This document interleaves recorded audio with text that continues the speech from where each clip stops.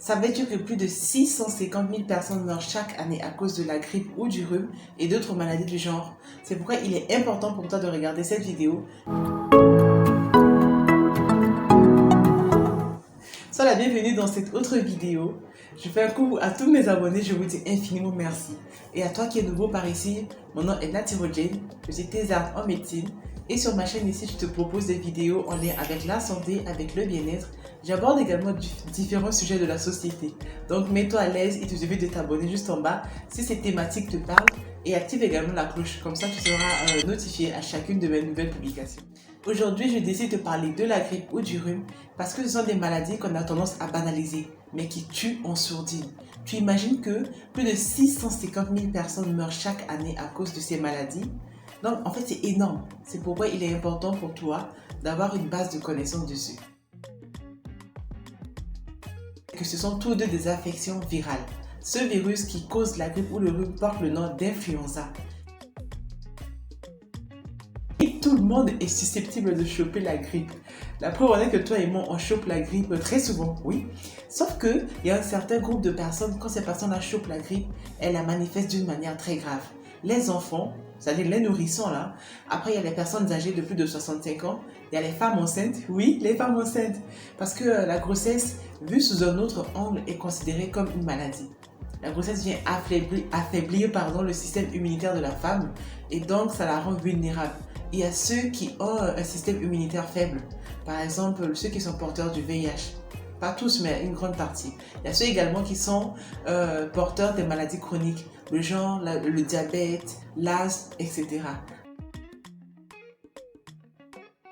C'est très simple, je t'apprends pas grand chose à ce niveau, je crois. On attrape ou on chope la grippe ou le rhume de deux manières. La première manière de choper la grippe, c'est par contact direct avec une personne déjà contaminée. Donc si la personne tousse ou la personne éternue ou quand la personne parle tout simplement et que toi tu es dans l'environnement de cette personne, la personne émet des gouttelettes. Toi, quand tu aspires ces gouttelettes, tu as attrapé le virus et le virus il va continuer à migrer dans ton corps et à faire son travail. Ça, c'est la première manière. La deuxième manière, c'est par un objet déjà souillé. Le petit plus qu'il te faut savoir, c'est que quand tu chopes la grippe, il te faut 1 à 3 jours pour commencer à manifester les premiers signes de la grippe ou du rhume.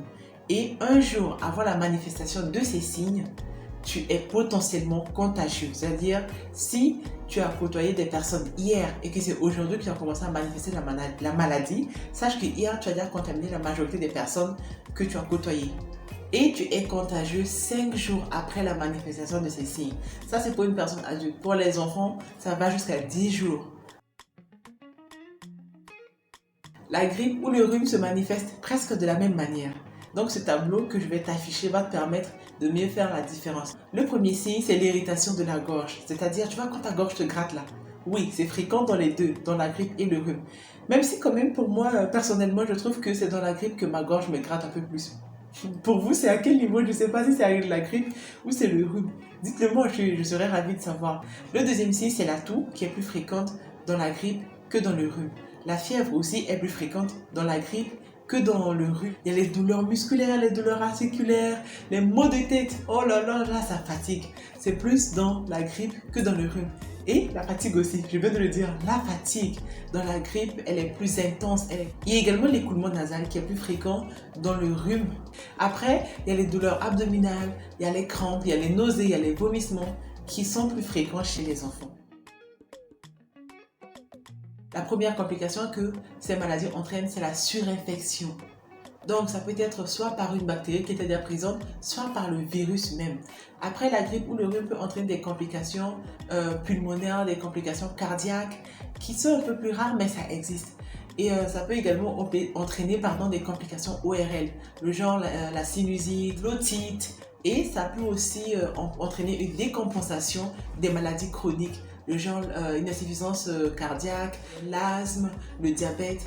Donc c'est pourquoi il est important pour ces personnes-là de faire attention. Si jusqu'à là le contenu de cette vidéo t'a plu, mets-moi un pouce en l'air et abonne-toi si tu ne l'as pas déjà encore fait et active également la cloche. On va passer au traitement ou à la bonne conduite à tenir. Tu seras surpris, oui tu seras surpris. Il n'y a pas de traitement pour la grippe ou le rhume. Et oui, il n'y a pas de traitement bien ciblé pour la grippe ou le rhume. Je t'ai dit dans une de mes vidéos, du moins la dernière vidéo, le lien est là, tu peux aller regarder. Le corps a été conçu, a été fait de manière à ce que lui-même il puisse régler ses problèmes. Donc les médicaments que tu vas prendre pour la grippe ou pour le rhume ne viendront que l'aider, lui donner de la force afin qu'il puisse lui-même éliminer ce virus qui est là. C'est pourquoi tu dois comprendre que les traitements que tu vas prendre, ce sont des traitements symptomatiques. Donc, si tu veux mettre en place un traitement médical, le paracétamol et l'ibuprofène, c'est-à-dire le brufen là, est largement suffisant. Et arrêter les antibiotiques. Les antibiotiques ne sont pas faits pour la grippe ou le rhume. Ce sont plutôt des antiviraux qui sont prescrits par le médecin. Ce n'est pas parce que je dis ça que les médicaments qu'il y a sur le marché, c'est-à-dire dans les pharmacies, ne fonctionnent pas. Tu peux donner conseil auprès de ton pharmacien. Le bon traitement de la grippe ou du rhume, c'est le repos et une hydratation intense. Le corps a besoin de ça. Je t'ai même fait une vidéo sur les bienfaits de l'eau que tu peux aller regarder. Voici le lien. Respect des mesures d'hygiène. Tousser dans le coude de sa main, genre dans le coude de son bras ou dans un mouchoir jetable. Et après, aussitôt, tu te laves les mains pour éviter de contaminer les personnes autour. La troisième bonne conduite à mettre en place, privilégie les boissons chaudes, les tisanes. Donc si tu peux te faire du thé à la maison, tant mieux. Du thé vert, c'est encore mieux. Et tu peux également faire de la citronnelle avec du gingembre en poudre si tu veux, du miel et un peu de jus de citron, ça va t'aider. Autre conseil, ou du moins la quatrième conduite à mettre en place, ce sont les inhalations que tu peux faire avec les huiles que je t'affiche à l'écran ou tout simplement tu peux faire avec de l'eau chaude. C'est-à-dire tu fais bouillir de l'eau chaude et tu mets dans un récipient, tu fais descendre, tu fais bouillir, tu fais descendre, tu mets dans un récipient bien vaste, tu mets une bonne cuillère de menthe à la toum dedans et tu te couvres la tête avec un paille, un drap, une couverture, en fait ce que tu as, et avec la cuillère tu remues l'eau chaude et tu aspires. Ça va t'aider à dégager tes narines quand tu es encombré, tu as du mal à respirer, ou la poitrine en fait, les poumons, quand tu vois que tu as du mal vraiment à respirer. Tu peux faire ça matin et soir, ça va également t'aider. Et le dernier conseil, c'est le vaccin. Vraiment, tu es peut-être surpris quand tu entends que je te parle du vaccin, mais oui, il y a des vaccins anti-grippe. Si tu n'es pas surpris, tant mieux. Ce vaccin se fait chaque année et il est plus recommandé pour les personnes à risque que je t'avais cité. Les enfants, les femmes enceintes, les personnes âgées, ceux qui sont porteurs des maladies chroniques et ceux qui ont un système immunitaire faible. Ce vaccin va diminuer le risque de contamination et également le risque de manifester une forme grave.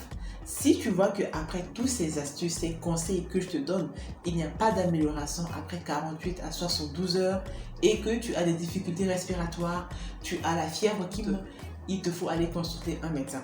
Après 14 jours, tu as une toux qui est là et cette toux donne du crachat vert et qui sont mauvais. Sache qu'il y a une surinfection qui est là, une surinfection et que tu dois également aller consulter un médecin. Je te fais cette vidéo pourquoi ? Parce que je veux attirer ton attention sur le fait que ces maladies-là, la grippe ou le rhume, tuent des gens à travers le monde. Et on ne comptabilise pas ces personnes qui sont contaminées ou qui meurent à cause de ces maladies. Donc, en fait, c'est énorme.